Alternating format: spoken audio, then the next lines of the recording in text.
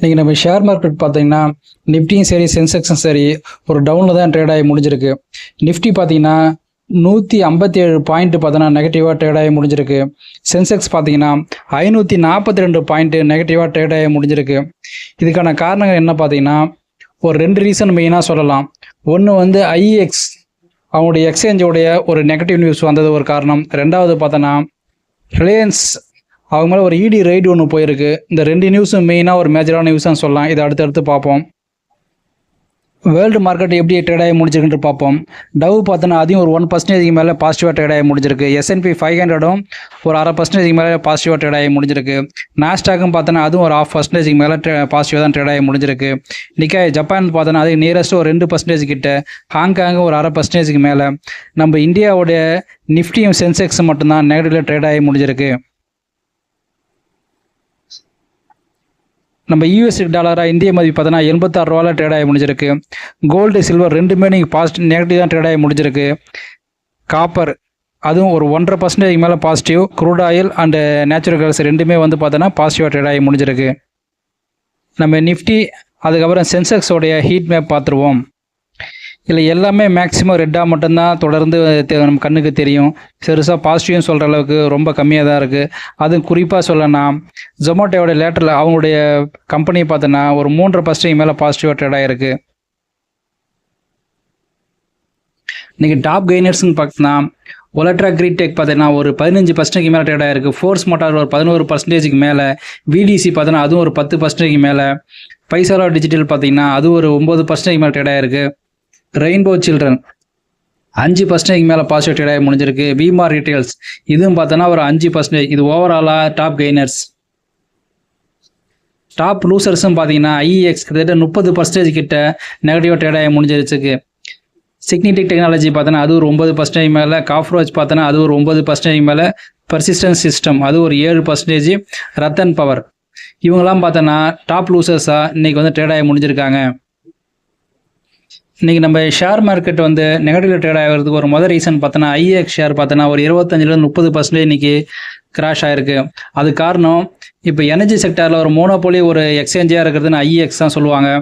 அதில் வந்து என்ன ஒரு நியூஸ் வந்திருக்குன்னா சென்ட்ரல் எலக்ட்ரிசிட்டி பார்த்தோன்னா அவங்கள ஒரு புதுசாக ஒரு ரெகுலேஷன் ஒன்று கொண்டு வந்திருக்காங்க. அதாவது கப்ளிங் மெத்தடை வந்து இம்ப்ளிமெண்ட் பண்ணுறதுனால ஐஎக்ஸ் கம்பெனிக்கு பார்த்தோன்னா அவனுடைய லாபம் நிறையா குறையின்ற மாரி தகவல் வந்தது காரணத்தால் இன்றைக்கி ஐஎக்ஸை கிட்டத்தட்ட 30% கீழே இறக்கி விட்ருக்காங்க. ஸோ இது இம்ப்ளிமெண்ட் பண்ணதுக்கு அப்புறம் தான் இதில் வந்து நெகட்டிவாக இருக்குமா பாசிட்டிவாக இருக்கான்னு தெரிய வரும். இப்போதைக்கு ஐஏஎஸ் பக்கம் போகாமல் இருக்கிறது தான் எல்லாருக்கும் நல்லது. ரெண்டாவது நியூஸ் பார்த்தா நம்ம அனில் அம்பானி கம்பெனிஸில் எல்லாத்துலேயும் வந்து இடி ரைட் போயிருக்கிறாங்க. எதுக்காகனா எஸ் பேங்க்கில் வந்து அவங்க லோன் வாங்கும்போது அதில் இருக்கிற சில குளறுபடியாக காரணமாக அவங்க வந்து இடி ரைட் போனதுனால Yes Bank share actually negative போக வேண்டியது, ஆனால் அது பாசிட்டிவாக ட்ரேட் ஆகி முடிஞ்சிருக்கு. அனிலோடைய கம்பெனி மெயினானது பார்த்தோன்னா ரிலையன்ஸ் பவர் பார்த்தோன்னா அதுவும் நெகட்டிவ் தான் ட்ரேட் ஆகி முடிஞ்சிருக்கு. கிட்டத்தட்ட 5% கீழே ட்ரேட் ஆகி முடிஞ்சிருக்கு. ரிலையன்ஸ் இன்ஃப்ரா பார்த்தோன்னா அது ஒரு 5% கீழே நெகட்டிவ் தான் ட்ரேட் ஆகி முடிஞ்சிருக்கு. இந்த நியூஸ்லாம் வந்து ஒரு நெகட்டிவாக எடுத்துக்கிறதுக்கு காரணமாக ஷேர் மார்க்கெட் டவுனில் போயிருக்கு. நீங்கள் 24 ஜூலை ரிசல்ட் கொடுத்த ஜாமான்லாம் எப்படி ட்ரேட் ஆகிருக்கிறாங்கன்னு பார்த்துருவோம். கனரா பேங்க்கு ஒரு 5.5% மேலே பாசிட்டிவாக ட்ரேட் ஆகி முடிஞ்சிருக்கு, நல்ல விஷயம் தான். அவர் இந்தியன் பேங்க்கும் ஒரு 5% மேலே பாசிட்டிவாக ட்ரேட் ஆகி முடிஞ்சிருக்கு. ரெக் பார்த்தீங்கன்னா அதுவும் ஒரு கரெக்டாக ஒரு 1.3% மேலே அதுவும் பாசிட்டிவாக ட்ரேட் ஆகி முடிஞ்சிருக்கு. SBI லைஃப் இன்சூரன்ஸ் பார்த்தோன்னா அது ஒரு 0.5% கிட்ட பாசிட்டிவாக ட்ரேட் ஆகி முடிஞ்சிருக்கு. இன்றைக்கி வந்து ரிசல்ட் கொடுத்தும் நெகட்டிவாக ட்ரேட் ஆன கம்பெனிஸ் பார்த்தோன்னா அதானி எனர்ஜி பார்த்தோன்னா ஒரு 1.5% மேலே நெகட்டிவ் ட்ரேட் ஆகி முடிஞ்சிருக்கு. சிஜி பவர் பார்த்தோன்னா அதுவும் ஒரு நியரஸ்ட் ஒரு 0.25% கிட்ட நெகட்டிவ் ட்ரேட் ஆகி முடிஞ்சிருக்கு. பஜாஜ் ஃபினான்ஸ் பார்த்தீங்கன்னா அது ஒரு 1.5% கீழே நெகட்டிவ் ட்ரேட் ஆகி முடிஞ்சிருக்கு. நெஸ்லே இந்தியா அவனும் ஒரு பார்த்தோன்னா 5.5% கீழே ட்ரேட் ஆகி முடிஞ்சிருக்கு. இவங்க ரிசல்ட் இம்பாக்ட் காரணமாக இன்றைக்கி ட்ரேட் ஆகிட்டு இருக்கு. நாளைக்கு எப்படி இருக்கிறது நாளைக்கு பார்ப்போம்.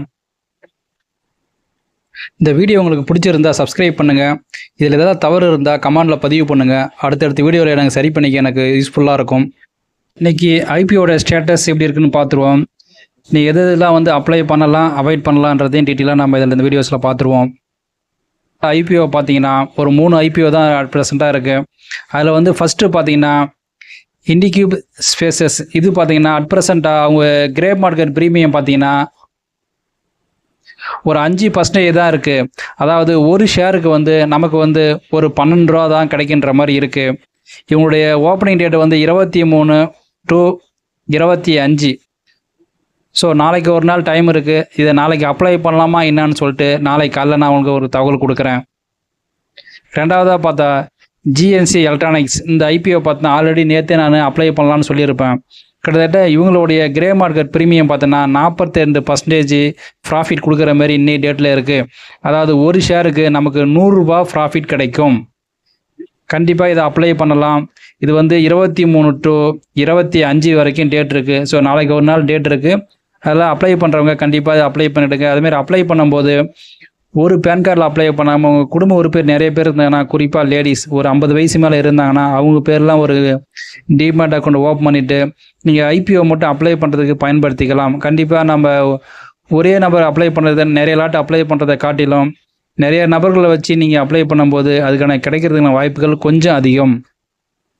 மூணாவதாக பார்த்தோன்னா பிரிகேட் ஹோட்டல் வெஞ்சர்ஸ். இது பார்த்தீங்கன்னா இன்னைக்கு 24 28 இது வரைக்கும், அதான் இன்றைக்கி தான் ஓப்பன் ஆகிருக்கு. இன்னும் ஒரு 3 நாள் டைம் இருக்குது. அதனால் இதை வந்து நல்லா கன்சிடர் பண்ணலாம். நீங்கள் செக் பண்ணிவிட்டு பண்ணுங்கள். இதனோட கிரே மார்க்கெட் ப்ரீமியம் எவ்வளோ இருக்குன்னா ஒரு 5% இருக்குது. அதாவது ஒரு ஷேருக்கு உங்களுக்கு ஒரு 5 ரூபா தான் கிடைக்கின்ற மாதிரி இருக்குது. அது அடுத்தடுத்த நாள் இது ஒரு சப்ஸ்கிரிப்ஷன் ரேஞ்சையும் பார்த்தா ரொம்ப கம்மியாக இருக்குது. அதனால் அடுத்தடுத்த நாள் எப்படி இருக்குன்னு பார்த்துட்டு நான் வந்து ஒரு தகவல் கொடுக்குறேன். அதுக்கப்புறம் உங்கள் ஓன் அனலைஸ் பண்ணிவிட்டு நீங்கள் ஒரு முடிவெடுங்க. ஸோ இப்போதைக்கு அப்ளை பண்ணுறதுக்கு 100% ஒரு ஒர்த்தாகிற ஒரே ஒரு ஐபிஓன்னு பார்த்தீங்கன்னா ஜிஎன்சி எலக்ட்ரானிக்ஸ் இது மட்டும்தான். ஒரு ஒர்த்தாக நம்ம ரிட்டர்ன்ஸும் நல்ல ரிட்டர்ன்ஸ் கொடுக்குற மாதிரி இருக்குது. ரெண்டாவதாக பார்த்தோன்னா இண்டிக்யூ ஸ்பேசஸ் இதுவும் ஸ்லைட்லி இருக்குது. பட் நான் நாளைக்கு காலையில் ஒரு தகவல் கொடுக்குறேன். அதுக்கப்புறம் அப்ளை பண்ணுங்கள்.